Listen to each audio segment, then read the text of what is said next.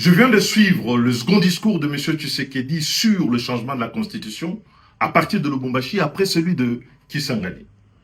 Un discours qui oscille entre les mensonges et les menaces en guise d'argument pour justifier le changement de la Constitution de notre pays. Ce qui déshonore à la fois la fonction, mais discrédite alors complètement le projet. Qui vous a dit, M. Tshisekedi, que vous avez la charge de limiter l'étendue du débat sur le projet funeste de changer la constitution de notre pays en menaçant de poursuite les opinions contraires sous le prétexte fallacieux de la manipulation? La manipulation, laissez-moi vous dire, Monsieur le Président, c'est lorsque vous essayez de faire croire à toute la nation congolaise que c'est la constitution qui vous empêche de lutter contre la corruption, les détournements et les gabegies financières coutumières à votre régime et auxquels se livrent quotidiennement vos proches, vos amis et vos collaborateurs. La manipulation, Monsieur le Président de la République, c'est lorsque vous essayez de faire croire que c'est la Constitution qui vous empêche d'améliorer la condition sociale des Congolais, accroître leur pouvoir d'achat, créer des emplois pour les jeunes, donner de l'eau, de l'électricité, construire les routes, les hôpitaux, les écoles de qualité pour tous les Congolais. La manipulation, Monsieur le Président de la République, c'est lorsque vous essayez de faire croire encore que c'est la Constitution qui vous empêche de ramener la paix à l'Est et de recouvrer la souveraineté sur les territoires occupés, alors qu'en réalité, vous bénéficiez de plein pouvoir et tous les moyens consacrés par notre Parlement à la lutte contre ce fléau qui déchire notre pays, n'ont pas, à ce jour, donné des résultats probants. La manipulation, Monsieur le Président de la République, c'est lorsque vous versez dans une interprétation tout à fait iconoclaste de l'article 217 de la Constitution, par un faux bruit, en faisant croire que cet article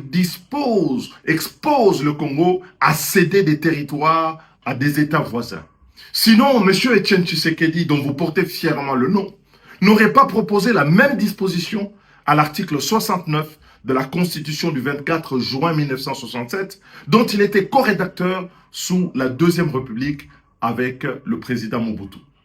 La manipulation, Monsieur le Président de la République, c'est lorsque vous inoculez la peur dans la population au lieu de la rassurer, alors que vous consacrez l'essentiel de vos déplacements à l'étranger,